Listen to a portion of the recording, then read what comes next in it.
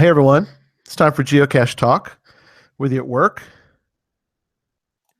in the car, or wherever you are, we hope you enjoy the show. Please give it a like and subscribe on iTunes, Stitcher, or Google Play so that you can get all the weekly Geocache Talk goodness.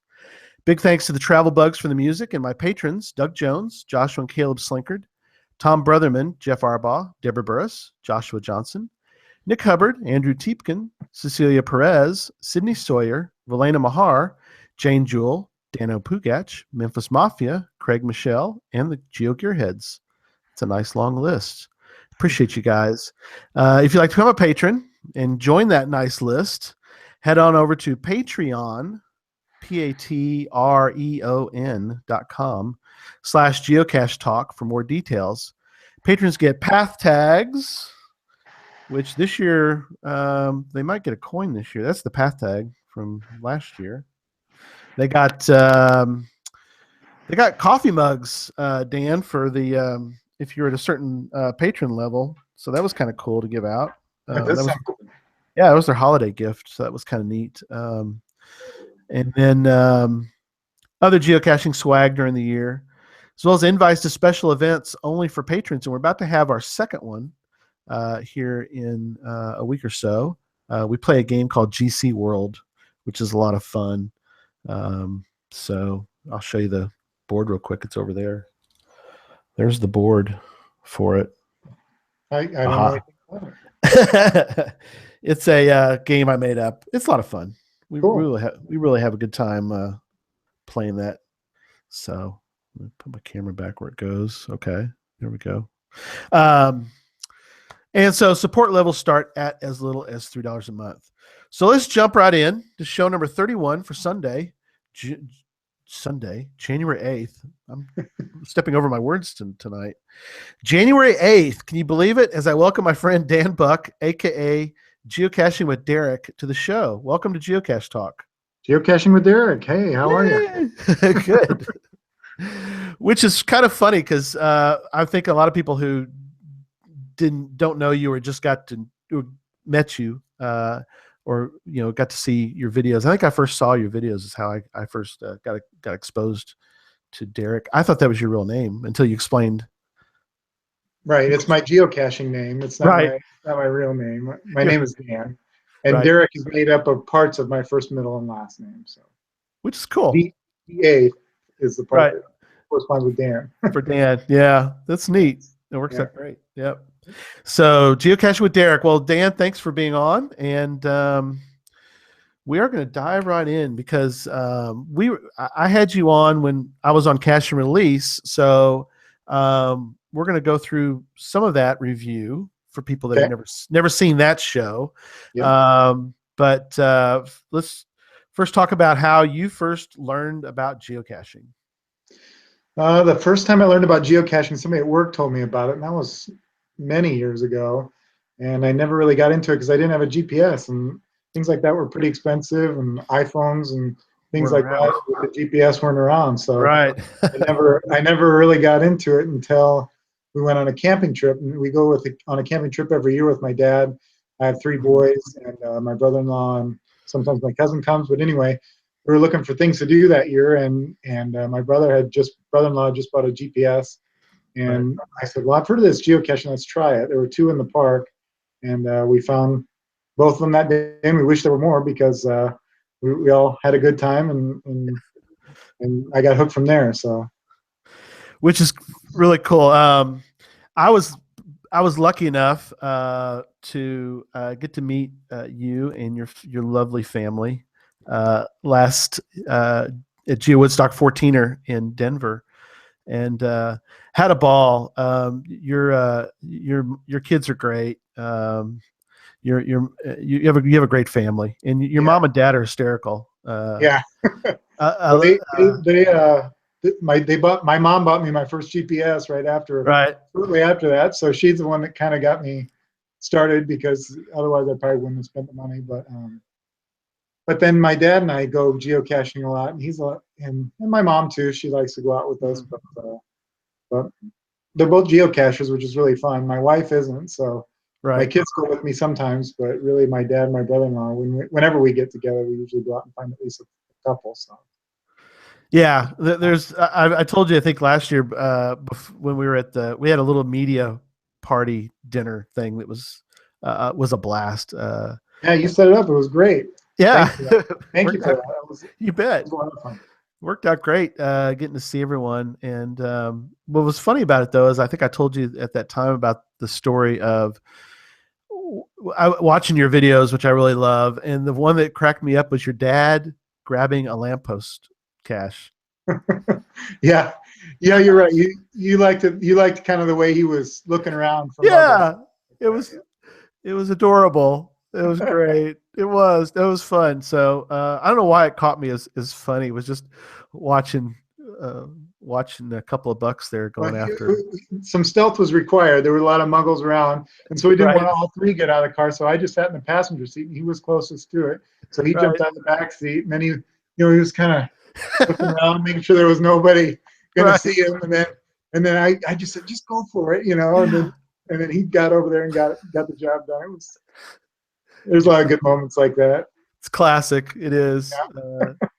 And we'll talk about more about the vlog here in a minute. But what is it about geocaching that has hit? Why what is it that you like about geocaching? There are a lot of things, and I know you have a book coming out, and I just wrote some things I about. I Go ahead. do. I Yeah, go ahead and do. say it. Which yeah, and yeah, you're going to be. I got several people who have given me some contributions to the book that'll be coming out pretty soon. Hopefully, the editor is finishing it up and hopefully be published soon. Called Hide and Seek: Yeah, Life Lessons of a Geocacher. So I do. I really appreciate you mentioning that, and also that you were kind enough to give me a few words to right. put in the book. But What I was going to say was I wrote in there what started me on geocaching was just kind of right, the adventure of it and the exploring and the going to places around the city that I'd never been and learning a lot of things about the place where I live that I wouldn't have learned or places I wouldn't have gone and to every corner of those places too, not just know where a place is, but we have like 5 really nice recreation areas around where I live. And I mean, the facilities there are so nice, but you could just go and drive by those places and never really go in and enjoy right, the nature. So nature is another thing, and you can only go camping so much, and you can go for hikes and walks, but when you have a purpose, there's some motivation to get you out there, and that was initially those were some of the things that really turned me on to geocaching: the challenge, getting out into nature, exploring places. And then I guess I've slowed down a little bit over the years because I was really into the numbers and getting to the next hmm milestone and things. But right, um, now it's become kind of a part of our family get-togethers and stuff. Like I said, when my dad and I are together, the girls will go shopping, and hmm we might take one or two of the kids and go find not a ton of geocaches, but 4 or 5 or whatever it is, and pass an hour or two of time and just those memories and the things that we've done just being out on the trail, those shared experiences are really what I treasure most now about geocaching and looking back at my videos where I record all those memories. That's what geocaching does for me these days, for the most yeah, part. Yeah. yeah. That's something that I know Joshua's mentioned too about because you've vlogged a lot of these memories, and I think it's kind of neat. Something he's mentioned, or even like Justin GC talks about his kids and just being able to go back and kind of watch those and go, wow, because when you see your kids every day, you kind of forget, you kind of lose Yeah, you lose perspective of how they're growing and getting older and everything. sure. It's been So, really fun to see Justin and Joshua's kids get older, the same yeah, way I have, and yeah, they really have grown up a lot over the years of their yeah. vlogs. Yeah, That is a neat thing. Which, in fact, we are going to we're going to get into right now. We're going to show a video from last summer. I think is that it right, Dan? was. That's right. Okay. So let me switch screens. Oh, Right before we met at Geo Woodstock, in fact. So yeah. So let me go here. we Okay. happened to be we went to Geo Woodstock in part because we were going to Winter Park anyway to celebrate my parents' 50th wedding anniversary. They rented a place out there for an extended family visit. So this was Right. on that trip and right before Geo Woodstock. So you see that okay? Yep. Okay, good. And I made sure this time I'm getting better at this. I made sure I'm focused, or because if I don't put it on my screen, it'll bounce back and forth. So I made sure my screen's the focus screen. So Yeah. Okay. I'm going to turn the volume down on it because some others will be able to hear, but mostly I'm going to have you kind of talk over it mostly. So yeah, let me show this. So Winter Park, Colorado. Okay. So you can turn it up a little bit. This Yeah. is my typical intro. It's from one of my favorite bands, and it talks about walking Yep. in the sun. We think of all the places we have been. So Yep. I always start my videos that I way. love that one. And then I talk about some of the trackables that I've got with me because I plan to drop off at least one of them in my. This was going to be a milestone find for me. Right. I came right up on my 3,000th cache. And these are some custom trackables I make, and we'll talk about those later on. Yeah, we will. I voted on this, by the way. You had Oh, a vote. good. Yeah, yeah. Yeah. That was another video. That was a geocaching challenge of the month. These are some just some token items, some signature items that I put in caches. But anyway, here in this sentence, I'm saying basically, if you watch my videos, geocaching for me is more about the shared family experiences than it is Yay. about the cache finds. And then I introduce the whole group here, and so they go through each one. That's my sister, my only sister, Okay. and her husband. That's my brother-in-law who often goes caching with us. And those Cool. are some cousins of mine, two families of cousins there. There's my kids, my oldest, my Yep. second oldest, my youngest, and then my third oldest, and my wife and my mom and dad. There they are.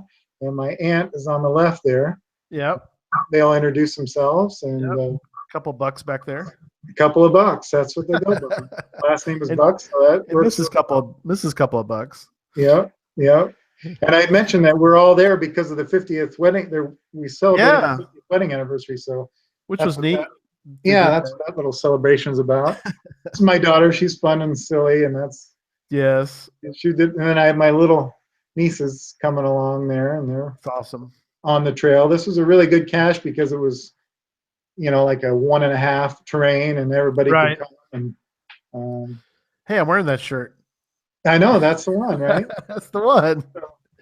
It said that I actually think the terrain on this was 1, and I was like, well, where could it be hidden? And I started looking underneath and next Yeah. to this little stream and stuff, and You think if it's a 1. yeah, and I was like, but it was like a regular too, so I was like, how's it going to be right Yeah. on this bridge? Well, it was about the coordinates for me were about 30 feet off, and my cousin wife found it, and she looked over Oh, the edge okay. down here. Oh, there it is. It was super obvious. We all felt kind of scared. We looked probably for a Exactly. minute and a half before she expanded far enough to find it. But anyway, That's awesome. then I grabbed it out, and everybody Yeah. cheered and applauded. My second oldest son there, he wants to be an actor, so he was hamming it up, Oh, sure. cheering and everything else. And the nieces were mostly excited about getting into the ammo can there and Oh, absolutely. what the goodies were. So I brought some swag and those trackables along, and they started unpacking things, and I gave them some swag. That'll be coming up here in just a second. I Yeah. open up my little bag of swag and start handing it out to those guys, and so they can make Very some cool. trades and everything. And Yeah, that's it's a great way to make a milestone find, really. Yep. I did decide to drop off a trackable, so Yep. there was that. So And then we cool. all signed the logbook, and one of the things I did in the video was instead of spending a ton of time in the video of everybody watching it, I kind of sped up the music and sped up the video Yep. at this point, so everybody signs in fast motion here. Well, that's a good idea.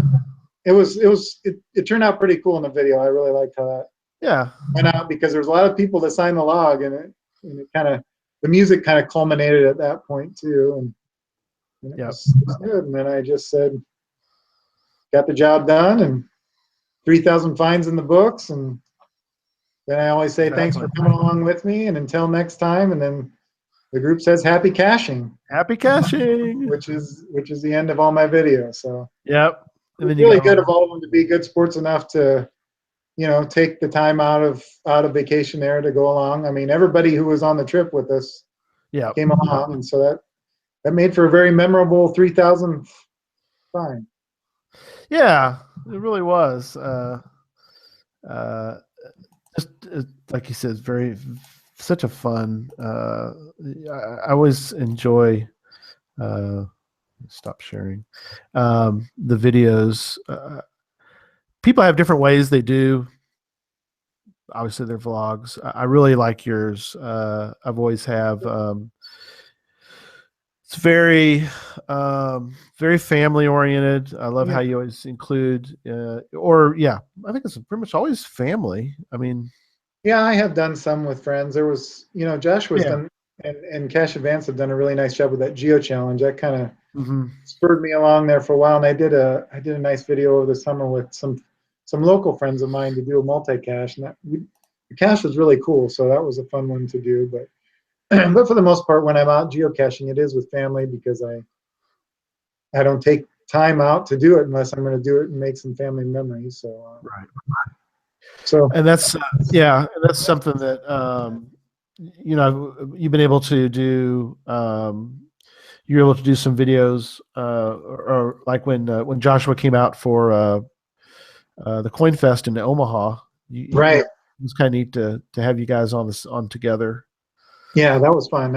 I mega events is kind of new for me. I did Moga in 2012, and then I think my next one was Geo Coin Fest in Right. 2015. And that's when I really started. Joshua was here, and I had met him a couple of times before. We had made Hmm. a couple of videos. Other times when he'd been in town, because he travels for work. But Geo Coin Fest was really the first time I sort of interviewing people on camera and doing some of those things in addition to just going out and find some of the lab caches with Joshua was a lot of fun. And so then for Geo Woodstock, when you invited me to that dinner, I Yeah. was able to Mhm. meet Sonny Podcacher Yep. and Justin at GC Doc, and you were there, and Joshua was there, and Memphis Mafia, a local Yep. cacher there, and All the families. Yeah. yeah, it was just really fun to sort of connect with some of the people who you feel like you know anyway, because you watch their videos or you listen to their podcasts, Sure. and you kind of get to know people's personalities, and so it's so natural when you meet in person. It's like you already know each other, which is really Right. kind of a cool experience of having friends that are not people that you see every day. Right. Yeah. It was funny. I didn't realize that was the first time that Justin had met Sonny in person. First time I had too, and the first time Yeah. I met Justin, for that matter, in person. Right. Yeah. For me, of course. Yeah. For me, it was was everybody. But it's kind of neat to see some people that had really never connected personally. They knew each other, but they never had made the one on one connection Right. before. Yeah. And that was something too. We're gonna talk about U.S. geocaching hour in a little bit, but I think it was neat to get to meet some of those folks during that time as well. Was neat to we kind of planned to try to get everybody together. We didn't really, we got together and uh, a couple different times, and some different folks got together Right. during the week. But it was neat. They had the early registration, and so I think it was neat that we got together and we kind of sat Yeah. together for a little while, and then we took a photo together, and so that was neat. If people are listening and they don't know what US Geocaching Hour is, it's a weekly tweet chat on Twitter. I started it along with Joshua and one other person, and now we've got a team of 5 people. And every Monday at 8 o'clock Central Time, we do an hour-long tweet chat where a host or moderator like myself or one of the other team members will ask questions, and the people on Twitter will use the hashtag US Geocaching Hour, and people can follow along with it and read what people are talking about. So when Geo Woodstock came around, a lot of us who had been on the tweet chat and knew each other by our weekly conversations took the opportunity to have a meetup at the Geo Woodstock early registration event. So it's kind of a breakfast, and there were probably, I don't know, what did you say? There were probably 8 or 9 of us there. Yeah, quite a few. So, Some people, and some people I did not I kind of knew about, or I've interacted with several before, but some of them I had never interacted before, and that was really neat to kind of Yeah. get to see. And that was kind of, that's people that I tweet back and forth with, or following, and they follow me, that kind of thing, or some different folks, because I started really getting into Twitter last year, and so it was kind of neat to run into people, that and they, it was pretty funny because they'd be like, "Hey, how you doing?" And they tell me their name, but then they tell me what their Twitter handle was. It was like, "Oh yeah, oh I know who Yeah. you are." Right.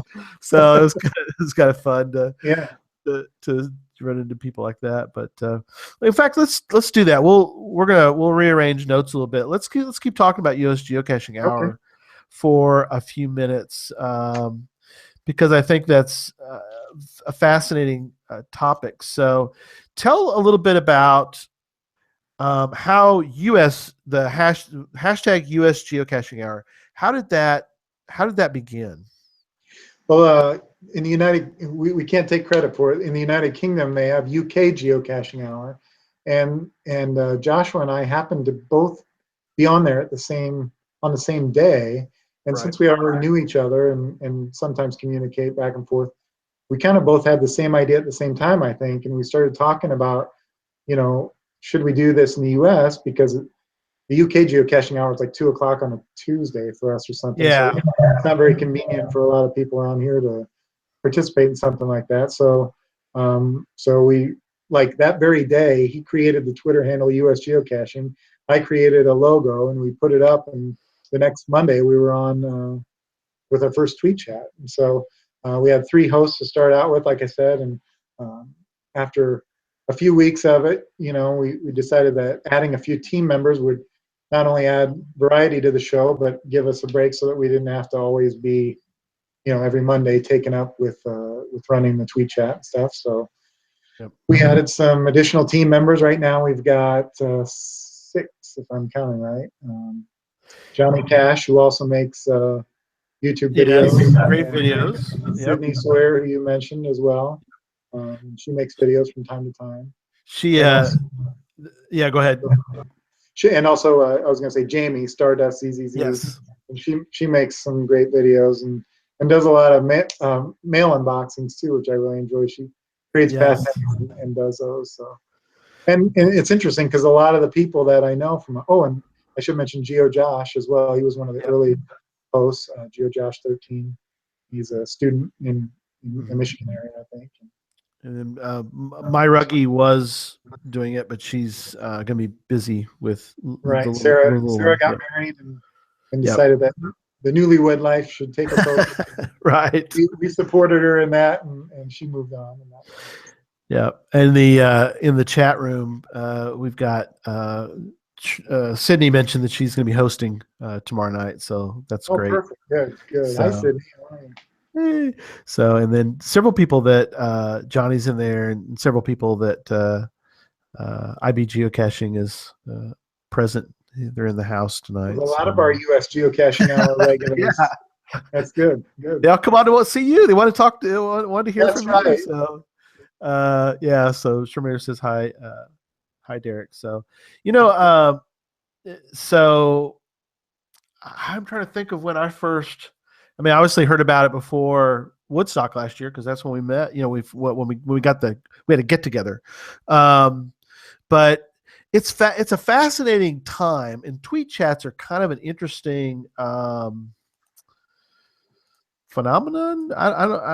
It's a if people have never done it, it's kind of it is really neat. I think it's something that I really enjoy. Susan mentions that we get together on there, and I told you as we did a pre-show together is she'll be in the other room, and she tries to get on, quite often, but sometimes she's not. And what's funny about it is that she if she's not on, she's like, "Hey, tweet out whatever," and I'm like, "You get on there and do your own tweets. I'm busy trying to keep up myself." But It's it's funny. interesting. When we had talked about it before, tweet chat, it is a different. experience. It's not like a texting someone where you can just kind of go back and forth. There's a lot happening and a lot of different conversations going on at once. We try to, as hosts, ask questions to sort of keep everybody on the same page and Right. relatively talking about the same topic. But a lot of people get off topic, and that's fine. But I was telling you too, we often get 400 to 500 tweets in an hour using the Yeah. hashtag. So the people that try to read every one of them, that's a losing proposition, right? So you're never going to be able to read it all unless you go back and read after the fact. So you just kind of have to pick up on the questions, Yep. answer the questions because that keeps you part of the conversation, and Right. then just look to see what other people are saying, and if you have something to reply to them specifically or something to add to that, what somebody else says, and that's really the best way to participate. And judging by the number of people that we have on 40, 50 every week, and the number of Right. tweets we get, I mean, people like it. It's really been fun to see it grow. Yeah, you mentioned about that. I do it. I do it the old school way, which is kind of funny. Being an IT guy, you'd think I would be up, like, want to do the latest greatest technology. I'm bad about that. I don't. I sit and do it on my phone, and I just sit there and I scroll. I sit there and I scroll through and just kind of, but I keep up pretty well, I think. Yeah, I kind of, I put it on all tweets, and I put it on my phone and put the hashtag US Geocaching Hours the center of it. That right. way, when I do want to tweet, it automatically pops it in that I'm going to be, I'm participating in the US Geocaching Hour, so it puts that in my next tweet. So Yeah, that's nice. saves me. The hashtag is a little long to Yeah, type, it especially is. on the phone. Yeah, So but a lot of people are talking about TweetDeck, and that's I have used TweetDeck. yeah, And I don't know if Susan would be more interested. I might try to show her some more about TweetDeck. TweetDeck is nice for a tweet chat of this situation, because we talked about where you can you can have the US Geocaching Hour in one window, the right. hashtag US Geocaching Hour in one window. You can have a separate one for, like, I did one week for mentions, so that if somebody mentions me, I kind of want to try, like, if I'm being included in some sort of side conversation, I don't want to just ignore them. So I Exactly. want to be able to see those and be able to respond to those. Yeah, And so, that's kind of a nice sure. thing to have. And so, but I was finding that I was insight into my personality. I was too busy looking at all the different screens that I was, Yeah, I was losing track of all of what was going on. And so right. for me, it worked better to get back to one single screen Yeah. and just stare at that thing and keep going with that. But, uh, It's the typing for me that I mean to type everything out on my phone isn't good. right. And I'll tell you, for me, tweet chat, I keep up three columns, one for the hashtag so that I can Mhm. follow the conversation, and one for mentions, just like you say, so that if somebody mentions me specifically in one of their posts and I don't just ignore them, or it just doesn't fly by and I don't see it, that Right. way I can reply to them or whatever. And then the third column that I keep up right in front of me all the time is the one that follows at US Geocaching, which is the main handle for the tweet chat, because a lot of times the question will come out Yep. and there'll be 6 people post right on top of that, and the question will slide right down before I get a chance to read it. And so, I'm talking about now as being a participant. Right. It's Now, nice to have that third column so you can just see, oh yeah, the last question was this, or here's where we're at in terms of what the host is saying. right. And that's it's tweetdeck.twitter.com. You log in with your Twitter handle, and you can customize the screen into different columns that show, like the different things that we're talking about. So Right. And then it's a great. couple questions that came through on the chat was about showing pictures, and I never thought about that. Does Tweet Chat does it show pictures? It's interesting that you can certainly post pictures with your tweets, right? So, Right. and TweetDeck does show the pictures. A lot of people we talked about before too are using these animated GIFs and stuff like that, Oh the yeah. sort of memes and stuff like that, to make jokes during US Geocaching Hour and kind of be clever, and that's been interesting over the past, I don't know, maybe couple months, where people have really gotten into being clever, using memes, and making geocaching jokes out of them. So that's another type of picture you can do. And what I was Yeah. going to say as a last thing is Joshua had a really unique one where he hosted and he asked the questions by video. So he actually posted little short video snippets Right. instead of writing out the questions. He posted a video, and then you'd watch the video, and he'd be actually asking the question just as you see you and I now. I mean, he'd ask the question, and then people would either respond by typing usually, but some people even posted. Sodak Zach was one of the guys that he did a lot of his replies by video, which was kind of cool. So, Which is great. It slows me down though, but I'm glad he does that. So right. I'm not trying to discourage that. Well, no, But it was just it was something different to do. I agree. oh, I would agree absolutely. that it was more difficult to because you had to stop and watch the video in order to get the question and Sure. then go from there. So it wasn't something you do every time. But I guess what I'm saying is that Twitter is a platform where a lot of things are possible: Sure. pictures, videos, and just communication like that. So. Yeah, and I'll be honest. I'm sorry. I have to be. I'm part of that rogue group. Once in a while, we do these Seinfeld geocaching memes, and we get sidetracked doing those crazy things. But it Yeah. is kind of fun. So, There was but one. There was uh, one that I was out, and I made it maybe 40 minutes into the chat, and I mhm. posted that little meme of George sitting on a bench by the seaside and just Right, kind of sitting around, looking around right. Pennsylvania. It looks like something strikes him suddenly, and he starts running really fast. I Right. posted that one. Said, "Sorry, I'm late for U.S. geocaching." That's Well, stuff awesome. like that. It's really kind of fun to It is see. great. And there's some people that are really good at like instant memes, and that's one is IB geocaching or Islander 1988, and Agreed. Yeah.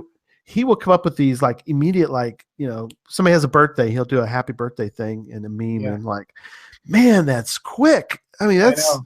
some people are fast to do that, because uh, that's and it's just it's fun being a participant, but tell us a little bit about how it works as a host. So, how do you plan that, and what have you done differently, I guess, or how has that evolved as Yeah.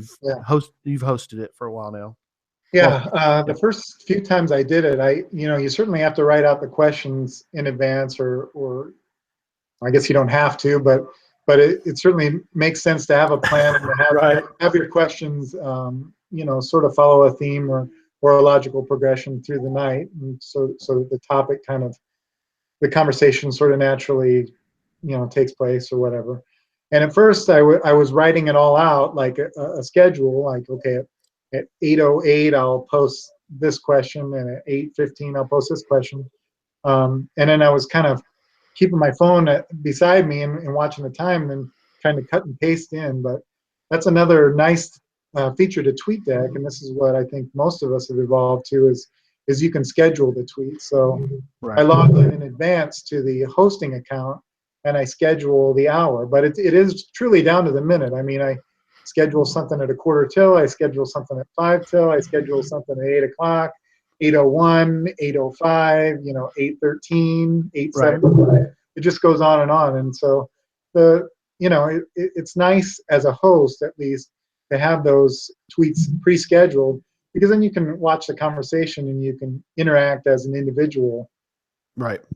aside from your hosting duties as well. So yeah, it was hectic at first, and getting used to trying to keep up with the tweet chat was hard, but I think I've really settled into a place where I really enjoy the hour every time I host, and Oh every yeah. time I participate as well. So Well, we love it, and we were when we were in. Well, we've been a couple different places where we were traveling, and if it's Monday, Susan and I would try to find like a Starbucks or somewhere, sit, and we would just be part of it. But it's once in a while, I'll get behind or something, but that's okay. I just there's ways to catch up, and I'll get likes of things 30 minutes, 45 minutes after the show, and that's fine. I mean, yeah, it's just so much yeah, it's fun. it's interesting because you can kind of see some people do go back and sort of read the whole transcript, and I do that often as well.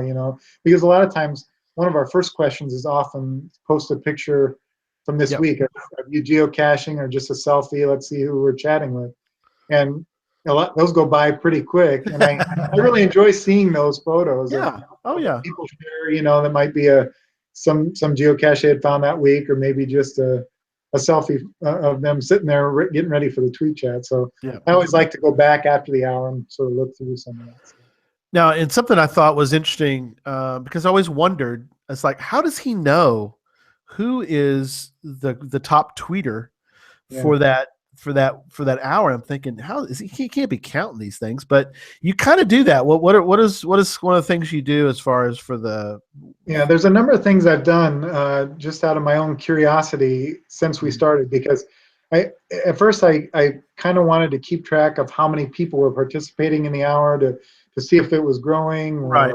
or whether or not we're getting a lot of participation. So what I've done is I go back after the hour and I take the entire transcript of the hour, I paste it into a text editor, and I run a macro over it that filters it down to just the names of all the people that posted.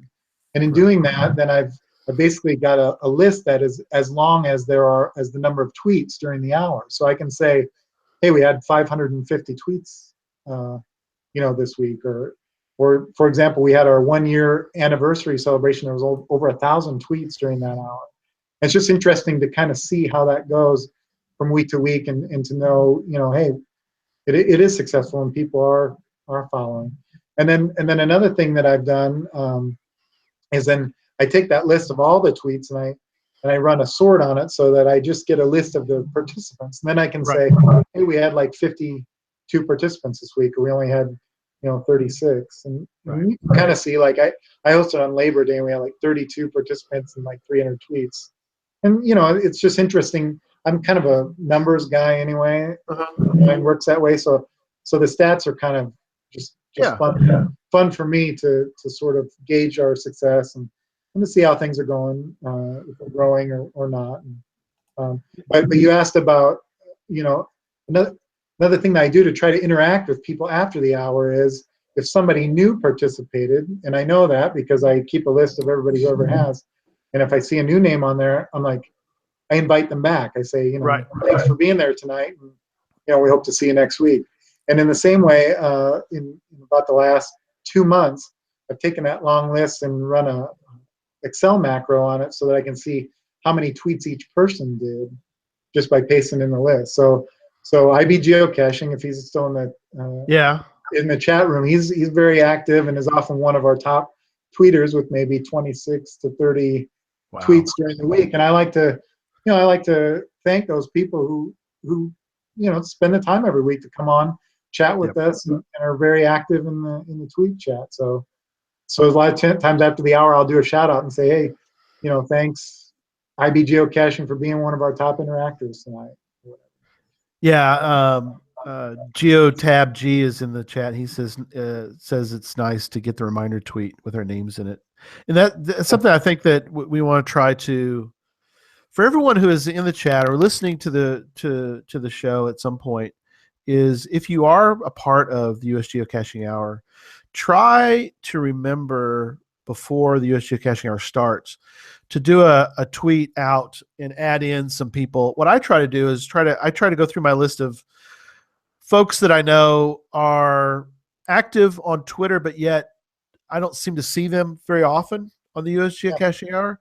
And so what I try to do, or people that forget, once in a while, some people forget to put a note, and to remember to get on there. So I'll Alberta Proud or Bay Area Knitter or somebody, Right. who are great folks, but they tend to forget once in a while, like I And do. inevitably, in the last 10 to 15 minutes, we get somebody that comes on and goes, "Oh, I missed it," Yeah. or something like that. Yeah. Well, But that's another thing that I do when I host is I try to, during the day, I try to send a tweet to some of the more recent people that have participated and sort of remind them, hey, it's tonight at 8 o'clock, and please join us. So right. so I do try to do some reminder tweets, especially on Mondays, to invite and have people come back and join us for the evening. And so tomorrow night, Sydney will be the host, right? That's right. People don't miss it. Everybody watching or listening should be there tomorrow. That's right. 8 p.m. Central, 9 p.m. Eastern. Fill in the blanks for your own time zones.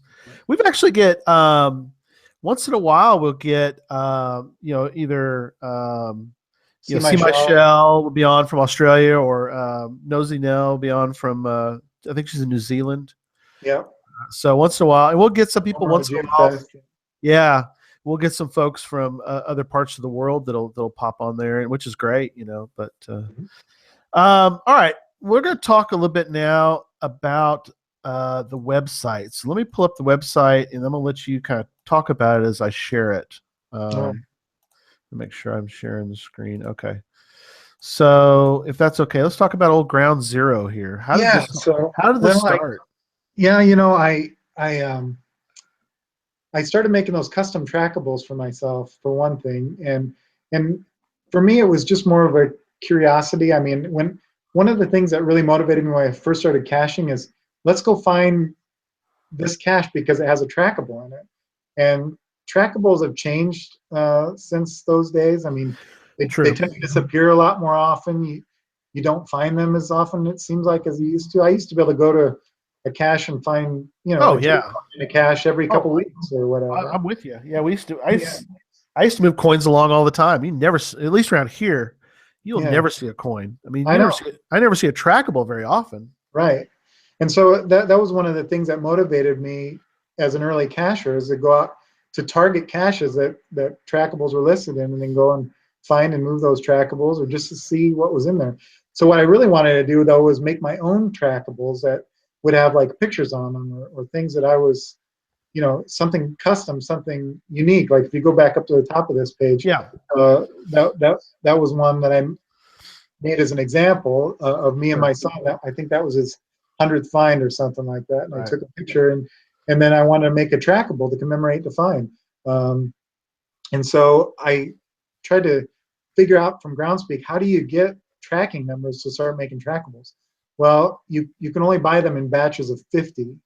And so they're $1.50 a piece. So that was like $75. I was like, that's a little. I don't think I really want to go in for 50 numbers, but I was able to buy a batch of 15 of them from a reseller. And so I made a couple custom trackables, and I thought, well, I made about 5. I don't really want to make any more right now, but maybe somebody else would be interested. So I made this page on a website. Yeah. Maybe people be interested in having one. Sure.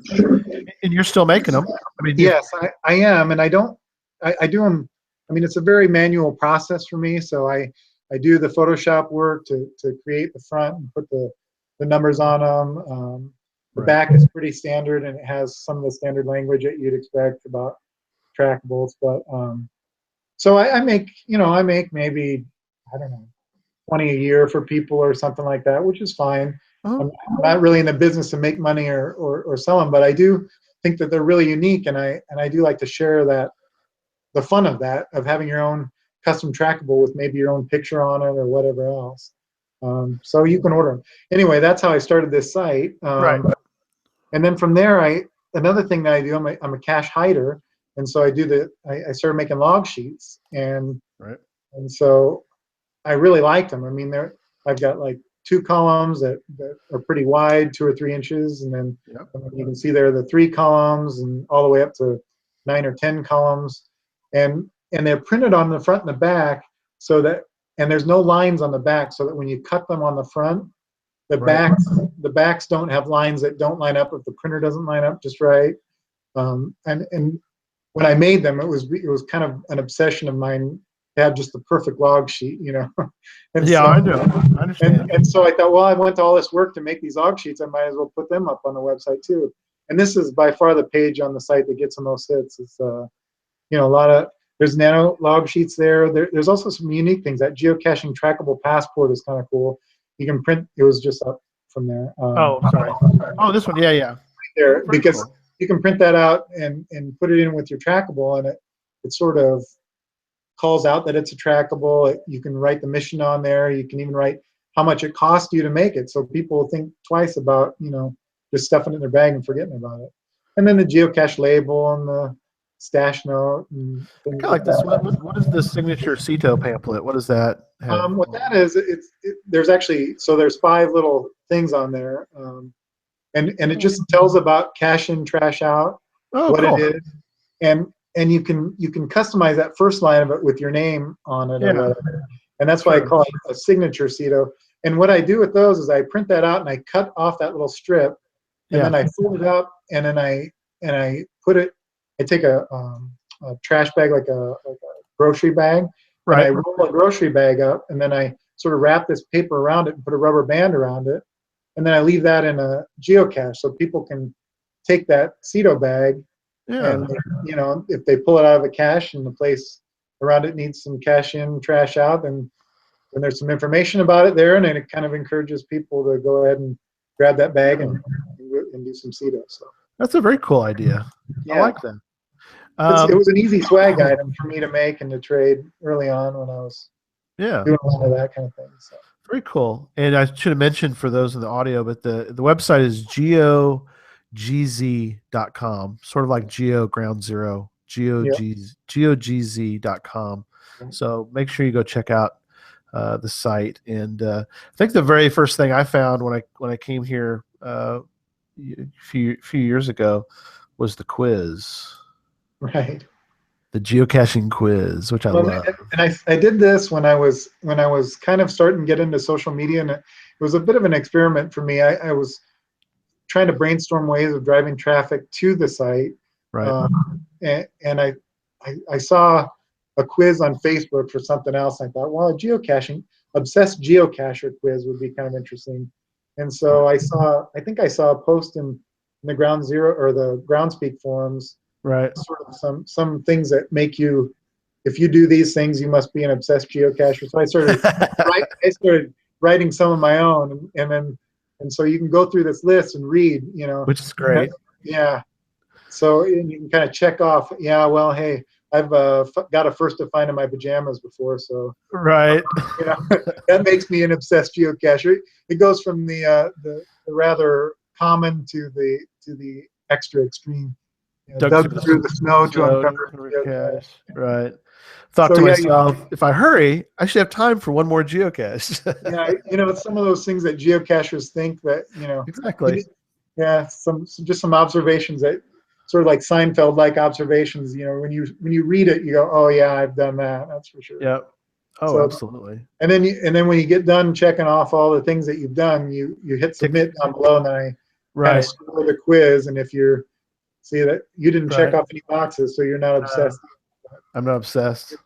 Yeah, you have to. Right. I think you'd have to check off quite a few. But Oh, would anyway, I? Okay. Oh well. No. gives Oh it well. gives you Yeah. it gives you Gives an you a idea. rating. Yeah. Very So that's cool. kind of fun, and it's something that I can tweet a link to from time to time or share on Facebook, and inevitably it drives a little bit of traffic to the site. So Oh, it's absolutely. kind of a Yeah. fun. Oh, that's very cool. And like I said, it's fun. It's got it's got a link to your videos and your blog. Do people blog still? Do people Yeah, bloggers? I put blog on there, but I really only wrote 3 articles, and I've never Okay. really I've Well, never added to that some section. people But do. I mean, Sarah Murphy. There's people who yeah, still blog with a yeah, B, which yeah, is fun. Which is cool. I read those. When I can. Interesting just how vlogs have kind of taken off. And it's neat to see so many people that are vlogging now. yeah. So, which The videos were one of the later additions to the site, but I was able to hook into a YouTube API so that I really don't have to update that page. When I post a new oh, video, cool. it automatically just updates that page with the latest. So That is good. it's kind of a nice extra for the site. So, and Sydney mentioned something. I'm going to let you actually do the show and tell for this part. Okay. She has said that she has made a few of your pop bottle caches. Oh, good. All right. So let's talk a little bit about. Uh, I think your way is. I like the way you do it. Now, these are the non. You don't need any glue to get all over your hands or anything. These are You can do these without any of that. So kind of talk us through that a little bit. Well, probably a lot of people have seen these kind of caches. They're made out of um, two pop bottle lids, and they screw open. And since pop containers have to be watertight, and these are certainly watertight when you get the lid on good. And they Right. make a good micro because they're not super tiny like a nano where they don't hold any kind of a decent log. Um, but it holds a nice big log that you don't have to maintain very often. And since it's so watertight, it's been a really great cache for me to hide in a variety of situations, not just, I don't really hide any lamppost caches, but you can put magnets on them. Like I used to glue magnets to the bottom of them and Yep. stick them anywhere. This one's camouflage blue because I hit it on some play equipment at a park where they have Right. blue ones. I've also drilled through the bottoms of them to make holes, and then I Right. put magnets in the holes, and those magnets don't come off. The ones with the glue sometimes do, but these, Sure. the magnet is actually pressed into the hole. Right. Um, those don't come off. But anyway, I had seen these online, people making them, and a lot of times they cut off the pop bottle, if you can see it, right Yeah. at, right at the rim, Then they'll and sand it, do and all they this kind cut of stuff. they cut two of them, and what they do is they glue those two edges together then, and then you could screw a cap on both sides, and that was fine except for I'd have to glue them, and then Right. just it was taking a long time, and you'd have to have the right glue, otherwise they'd come apart or they wouldn't be watertight. So I got the idea that if you cut them off more like this, and I don't know if you can see it or not, but Yeah, you left a little extra. yeah, I've cut this one off about the same depth as another cap. Right. So there's So quite a below the rim. And then what I do is, since a pop bottle naturally sort of flanges out, you can see it. yeah, it starts to be part of the Yeah, bottle. starts exactly. Then what you can do is, if you have a benchtop vise, or I've even just put this on the ground and stepped on it really hard, you Right. can force another cap onto that cut off edge. And Right. because it started to expand out to the bottle, that edge pushes Right. in to the edges of the cap, and it Seals. creates a really good seal. Seals And it. so just with a little bit of force, you can get that attached on there without any glue. And this is one where I've done that, and you can see I'm That really part pulling keeps. on it, and I Right. can't get it off. And as long as you can run your thumbnail between the cap and the little ridge there, and you can't get your thumbnail in there, then Right. you've got a nice watertight seal.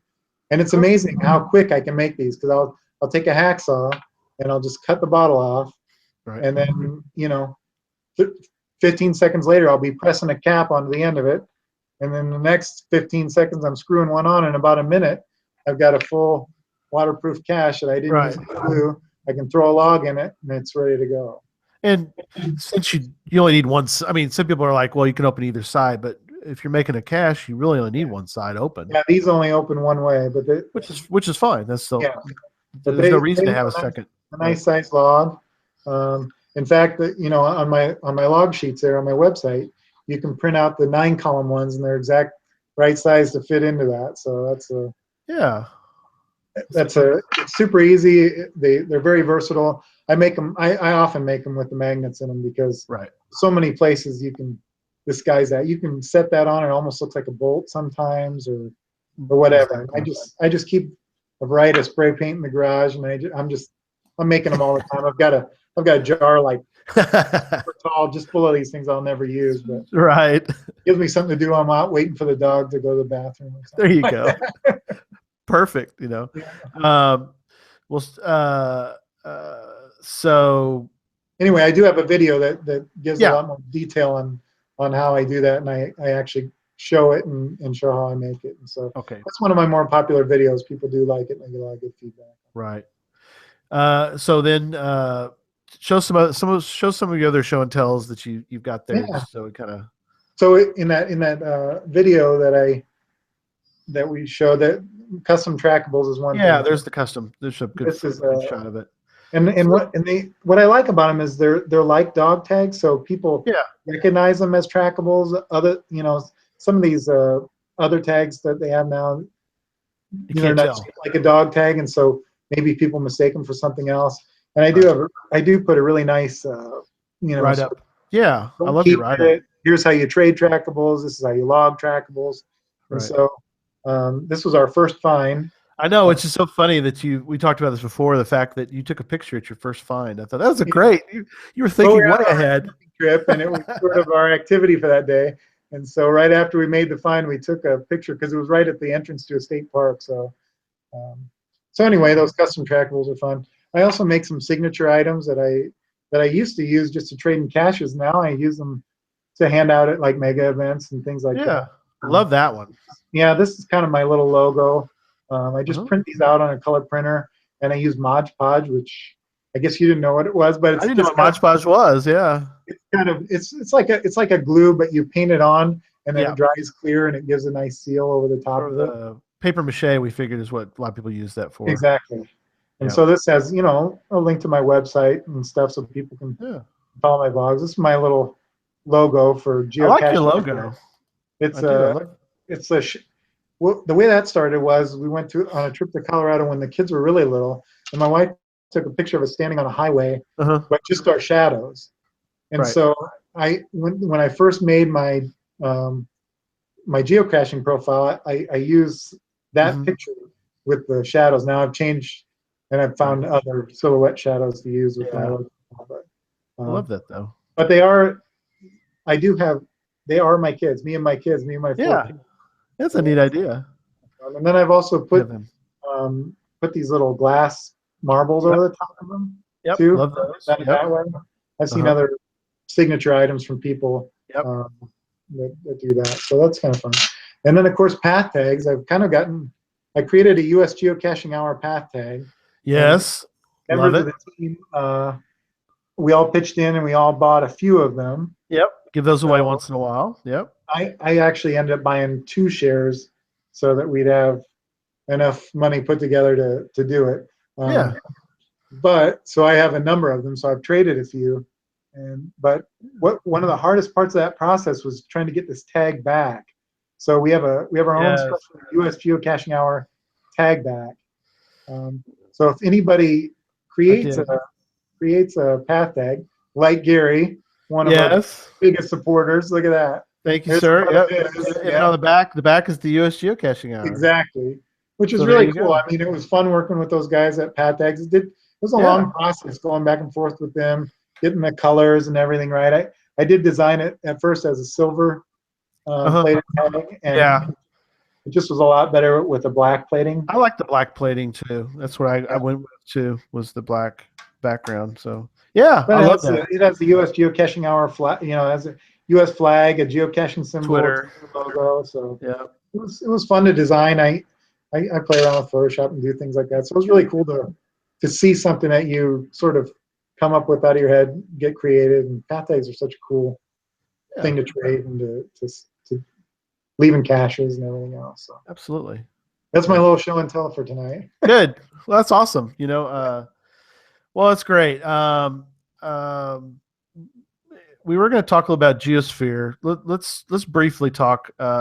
Reason I want to bring it up, I was contacted this week from fellow Ron Yest, he's gonna come on in March and talk a little bit about an Android geocaching app, and he really didn't. I mean, he's very nice. He wasn't mean about it, but I kind of made a sort of a insinuation that I'm like anti Android, and I'm not. I'm not.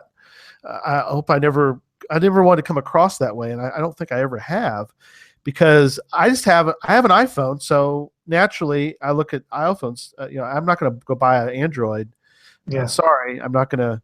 I love the show, but I don't love the show so much. I'm going to go get an Android for it, but I want to talk about it. If people Yeah. have, it's like anything else. If somebody has another app that they'd like to talk about, and so he's going to come on, because I talked to him briefly. He talked, he'd love. I said, you want to come on the show, and so and we're going to talk about Android, which Yeah. is great. I have nothing against Android. I just don't own an Android, but Right. and so. Dan and I were talking earlier in the week about, I love Cachly. I do use the geocaching app once in a while. Pardon me, but I've loved Cashly, but I'm not opposed to any other app. And so you mentioned that you use Geosphere. So talk for a couple minutes about, because I'm not familiar with it. I do have it in the show notes in case anybody wants to check out Geosphere. But talk a little bit about how you came to use Geosphere. And Yeah, Geosphere has been around a really long time. It's for iOS only.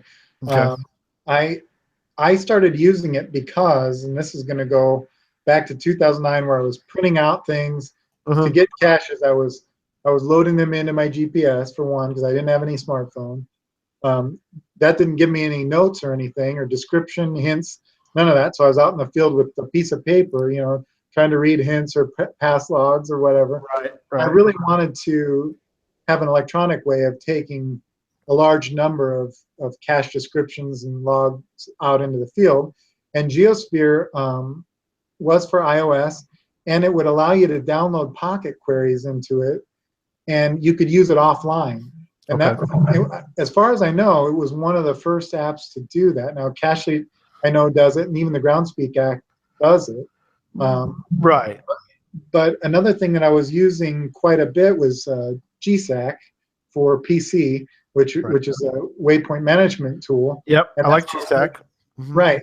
And that's how I was loading up my GPS. Well, what I liked about Geosphere is it had a very GSAC feel about it because it had different databases that you could load your pocket queries into. So I could set a group for my local area. I could set a group for over in the Iowa area where my Yep, rest of the family lives. If I was going on a trip, I could set another group for that. And as far as I know, and you'll have to correct me because I don't use Cashly as much, right, not because I think it's any worse. I think it's probably as good now as Geosphere is in terms of its features, but right. uh, but I just haven't used it that much. So, but Hmm. when you download Pocket Queries, do you just look at it one query at a time, or can you combine queries into the same group? That's what Uh, that's a good question. I'm that's what not I love sure. about Geosphere is that I just keep downloading the usual queries uh, that I run over time, and Right. so Geosphere compiles all of that. So my logs on local caches go back, years and years, all the logs and everything else. And I know you can do that with online features and everything now, but I find that the app is much more speedy when you're not constantly pinging back and forth with Groundspeak to get Right. cache information, which you always get in Pocket Queries anyway. So Geosphere is great in that way. Yeah. So there's and there'll probably be something will come up next week when Nick is on the show. But some new things for 2.0 that we're going to talk about. You talk about pocket queries. Pocket queries download even more cache data, including corrected coordinates, cache notes. Yeah. Um, so it'd be interesting to hear more Good. about that. I'll have to Um, watch that one. And if you get a chance, ask him if you can download multiple queries to the same grouping, or if each query stands alone as an offline thing that you can look at. okay. Because for my city, I have to run two queries to cover the city, and I like to combine those together in one map or one group that I can look Sure. at instead of having to just look at this query and then go over and look at this side of the city in another query. Go separate. Cool. Yeah, Yeah. I will. I will ask him that.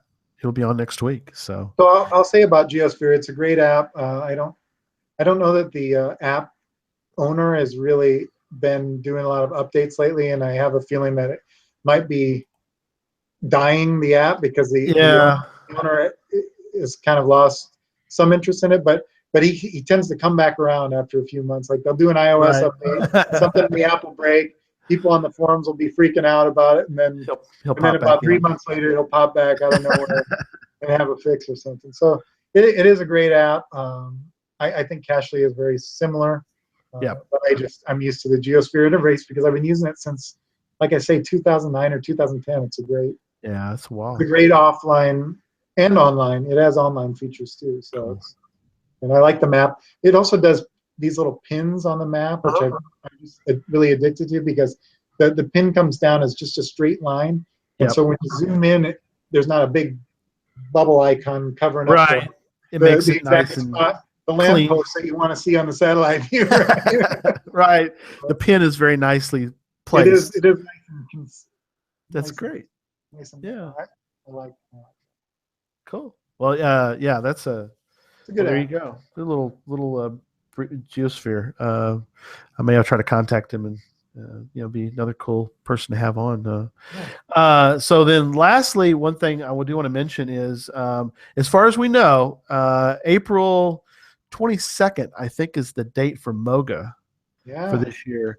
The plan is you and I will be there that's right. at MOGA in Manhattan, Kansas. So if people want to make a plan, we'll try to have a US Geocaching Hour link up. Maybe Yep. we'll all go eat together and take some photos together. But we're going to try to create sometime, probably the day before, maybe, whatever Dan will work on, maybe he and I will work together on trying to schedule a breakfast or something, maybe a dinner, whatever we can do. But if you're part of the US Geocaching Hour group, then we're going to try to get everybody together sometime around And if MOGA. you're not a member of the U.S. Geocaching Hour group, become one before MOGA, right? Become one. Exactly. You need to Exactly. become one. So and it's very simple. Just show up and you're part That's of the it. group. Yep. You're immediately a member. That's You're it. you're part of the gang. Yep. So and participate. So Yep. well, thanks, Dan, for Yeah. being on Thank you. tonight. It was a lot of fun. So as I mentioned, for coming soon to Geocache Talk, Nick will be on next week, and I will going to show. Nick's been doing the rounds. I don't know, Dan, if you noticed, but he's been on a lot of the podcasts recently. Yeah. But I got something. I got a one up on my friends and we are. There's no competition. We are very much a family of podcasters. But I'm giving away this next week. Hey, that looks awesome. Yeah. So I'm giving away a coin next week as part of Nick being on. And so I'm going to try to get a little bit of an, something maybe that Caching in the Northwest or GeoCurious didn't get, try to fill in a few of the gaps just so that everybody who does watch the other podcasts can kind of get a well-rounded, get as much information about the app and about Nick as possible to help out all the geocachers out there. So Nick will be on next week, and we're going to talk, I guess, obviously, we're going to talk mostly about 2.0, but we are going to give away a coin. Week after that is show 33 with Shermanator 18 and Land Monkey are going to be on for a show called Earth Cache Submissions, which I think is fascinating to try to get, not just talk about earth caches, which are very cool in their own right, but also talk about how you submit to get an earth cache published. Yeah. So they've done a lot of notes. I just sort of sat back and I'm just going to sit there and just be the moderator as the two of them talk about earth cache submissions. Give you a night off, huh? Right. So I'm just going to be there to be the moderator of the discussion. But no, actually, I have. We'll talk about next week. I did do a submission for Earth Cache, and you'll find out. Yeah. We'll find out what happened to that. Next week. But week after that, something kind of special, unique on January 29th for show 34. I'm having on an actor, which.